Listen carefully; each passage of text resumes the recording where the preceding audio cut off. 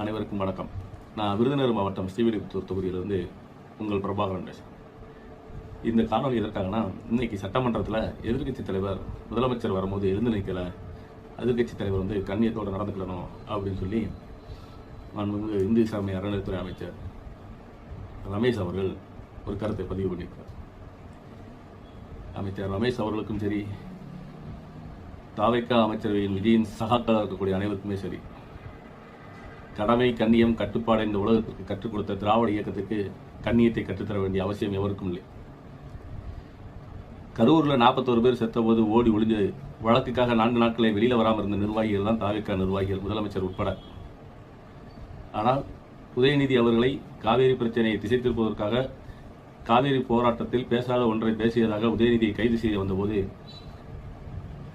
அங்கிருந்த எங்கள் தலைவர் உதயநிதி அவர்கள் தன்னோட மனைவிக்கும் தன்னோட மகனுக்கும் தைரியத்தை கொடுத்து விட்டு வந்தார். அதே போல எங்கள் தலைவர் கைது செய்யப்பட்டு போகும்போது கூட அவரோட மனைவியும் மகனும் இருந்து ஒரு தைரியத்தை கொடுத்தாங்க.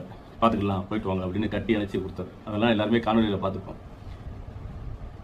ஓடி ஒளிஞ்சி 7 நாட்களுக்கு மேலாக வெளியிலே வராமல் 4 நாளைக்கு அப்புறம் 5 நாளைக்கு அப்புறம் ஒரு வீடியோ போட்டு பழி வாங்குறதுனா பழி வாங்குங்கள், அலுவலகத்தில் தான் இருப்பேன் என்று ஒரு வீடியோ வெளியிடுற ஆள் எங்கள் ஆள் கிடையாது. தெரிஞ்சுதான். சுதந்திர தின கொடியேற்ற நிகழ்ச்சியில் கூட திரிசாவை அழைத்து உட்கார வைத்திருக்கிறார் உங்கள் முதலமைச்சர் விஜய் அவர்கள். அது அவரோட தனிப்பட்ட விஷயம்னு எல்லா பேரும் கருத்து சொல்கிறான். எது அவரோட தனிப்பட்ட விஷயம்? 4 சவத்துக்குள்ளே இருக்கிற வரைக்கும் தான் அவரோட தனிப்பட்ட விஷயம். சரிங்களா? விஜயோட மனைவி சங்கீதா வழக்கை வாபஸ் விட்டுறவொடனே சரி சுமூகமாயிடுச்சு, இருவரும் சேர்ந்து வாழ்வார்கள் என்ற ஒரு சூழ்நிலை, எல்லாருடைய கருத்தை எதிர்பார்த்துக்கிற சூழ்நிலையில் திரிசாவை கொண்டு வந்து உட்கார வைக்கிறார். ஒழுக்கம்னா என்னென்று முதலமைச்சர் விஜய் தெரிஞ்சுக்கணும். 8 கோடி பேரின் பிரதிநிதினு சொல்றீங்களா முதலமைச்சர்? 8 கோடி பேரின் முதலமைச்சராக இருக்கக்கூடிய பிரதிநிதியாக இருக்கக்கூடிய விஜய் அவர்கள் தனி மனித ஒழுக்கத்தை முதலில் கடைபிடிக்க வேண்டும். கட்டிய மனைவியை நீதிமன்றம் மூலம் விவாகரத்து பெறாத சூழ்நிலையில் கட்டிய மனைவியை புறந்தள்ளிவிட்டு அடுத்தவர் மனைவியோட நிகழ்ச்சிகளில், திருமண நிகழ்ச்சிகளில் பங்கேற்பது மட்டும் இல்லாமல் தற்போது அரசு நிகழ்ச்சிகளையும் பங்கேற்க வச்சுட்டு இருக்கிறார். இது அவரோட தனிப்பட்ட வாழ்க்கைன்னு யாரும் சொல்லாதீங்க தயவு செய்து. அவர் 8 கோடி பிரதிநிதி, ஒரு தலைவனே, ஒரு கட்சியின் தலைவனே இப்படி நடந்து கொண்டால் அவரோட தொண்டர்கள்லாம் எப்படி இருப்பீங்க?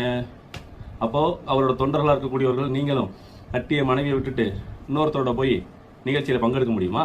அல்லது சொல்கிறாரு விஜய்கள், நீங்கள் கட்டிய புருஷனை தவிர்த்து விட்டு வேறொரு நிற்பீங்களா? நின்றுக்கிட்டு அது என்னோட தனிப்பட்ட விஷயம் அப்படின்னு உங்களால் பதில் சொல்ல முடியுமா?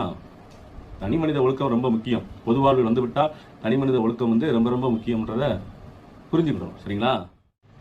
சட்டமன்றத்தில் அப்பாவை காணுன்னு சொல்கிறாரு. இதுதான் உங்களோட முதலமைச்சரோட கண்ணியமா? சட்டமன்றத்தில் அப்பாவை காணுன்னு சொல்கிறீங்க. நான் ஒரு வழக்கறிஞர், நீதிமன்றத்தில் போய்